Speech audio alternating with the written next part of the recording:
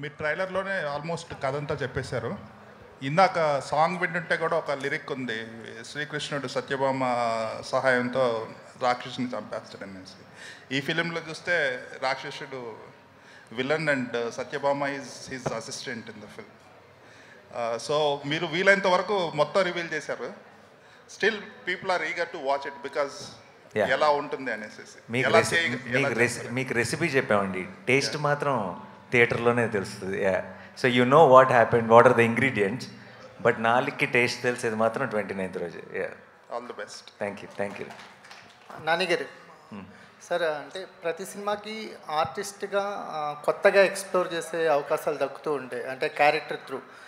ఈ సూర్య క్యారెక్టరు మీకు అలాంటి అవకాశాలు ఏమిచ్చింది? ఒక ఆర్టిస్ట్గా ఇప్పటి వరకు ఎక్స్ప్లోర్ చేయని ఏదైనా ఒక ఎమోషన్ కానీ ఒక సన్నివేశాన్ని కానీ ఎక్స్ప్లోర్ చేసే అవకాశం సూర్య క్యారెక్టర్ ఇచ్చిందా? అలాంటిది ఏదైనా ఉంటే ఆ సన్నివేశం గురించి ఏమైనా చెప్పడానికి వీలవుతుందా? ఇచ్చిందండి. అంటే ఒక సన్నివేశం కాదు, ఓవరాల్గా సినిమాకి ఏంటంటే నాకు కొంచెం వెయిట్ లిఫ్టింగ్ అలవాటు నాకు సినిమాలతో. నాకు ఈసారి I think I just stood there, I just let things happen.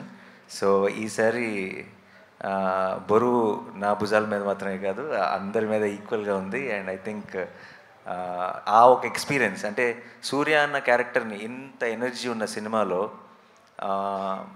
అటు ఎస్జే సూర్య గారు, ఇటు జేక్స్ బిజా, వీళ్ళందరూ ఎనర్జీతో సినిమాని నింపేస్తుంటే అక్కడ ఒక సైలెంట్గా ఉండి ఒక కంపోజర్తో ఆ ఫ్రేమ్లో ఉండటం కూడా ఒక కొత్త ఎక్స్పీరియన్సే. So it was a different experience for me. Priyanka గారు, అంటే మీ క్యారెక్టర్స్ అంటే చూస్తూ ఉంటే గర్ల్ నెక్స్ట్ డోరు కొంచెం వీక్ అని కాదు, వనరబుల్గా ఉండే క్యారెక్టర్స్ ఎక్కువగా చేస్తున్నారు కదా. ఈ సరిపోదా శనివారంలో మీ క్యారెక్టర్లో ఏమన్నా కొత్తగా వేరియేషన్స్ ఏమన్నా చూడొచ్చా? అంటే ప్రీవియస్ ఫిల్మ్స్తో పోలిస్తే ఇది ఎంత డిఫరెంట్గా ఉండబోతుంది? నేను ఫస్ట్ టైం ఒక పోలీస్ కానిస్టేబుల్లా చేస్తున్నాను, ఇంతవరకు నేను చేయలేదు. సో అదే ఒక కొత్త. అంటే మీ పాత్ర తీరు నేను మాట్లాడుతాను, అంటే పాత్ర తీరు అంటే మీరు బిహేవియర్ కానీ బిహేవ్ చేసే తీరు సిమిలర్గా ఉంటుందా లేకపోతే వేరేలా ఉంటుంది? క్యారెక్టరైజేషన్ నో లేదు, సిమిలారిటీ ఏం లేదు. బికాజ్ మీరు మూవీ చూస్తే తెలిసిపోతుంది. నేను ఐఎమ్ వర్కింగ్ అండర్ ఎస్జే సూర్య గారు.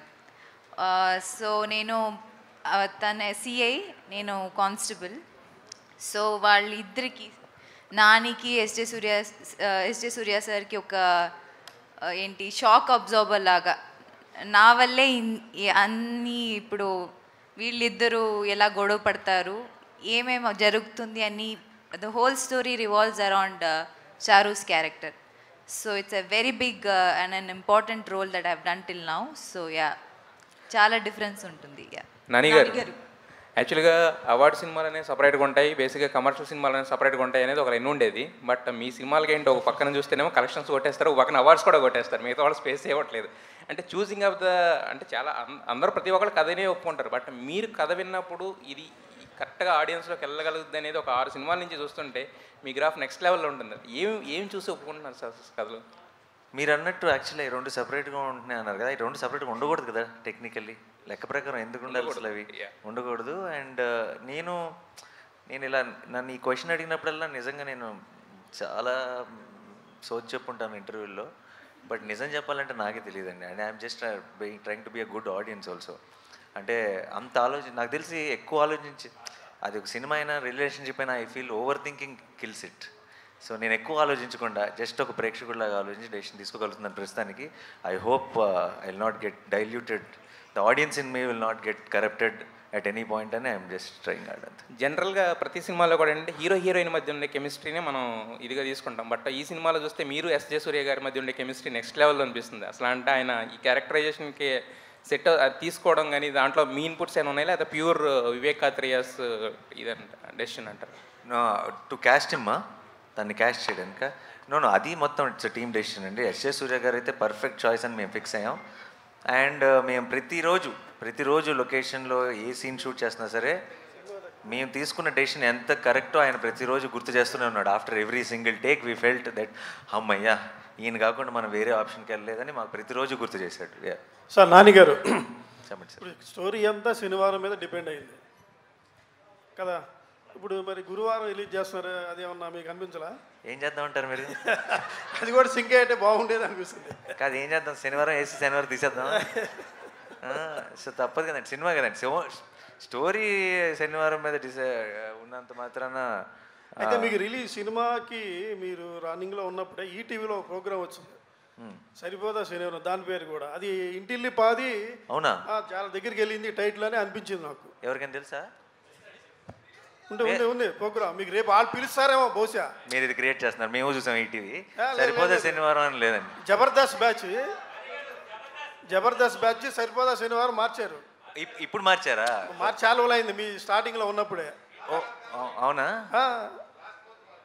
లాస్ట్ మంత్ అది మా వల్ల మార్చారండి, వాళ్ళు ముందు కాదు, మేము ముందు. సో మనం అదే కరెక్ట్. అలాగే ఇందాక సినిమాలో డైలాగ్ ఉంది, పోతారు అందరూ పోతారని. దిల్రాజు గారు కరెక్ట్గా చెప్పారు లేదు నాకు తెలియదు, నేను చెప్తున్నా లేదు. ఆయనకి సింగిల్ థియేటర్లు జనాలు రావట్లేదు అసలు యాక్చువల్గా సినిమాలకి.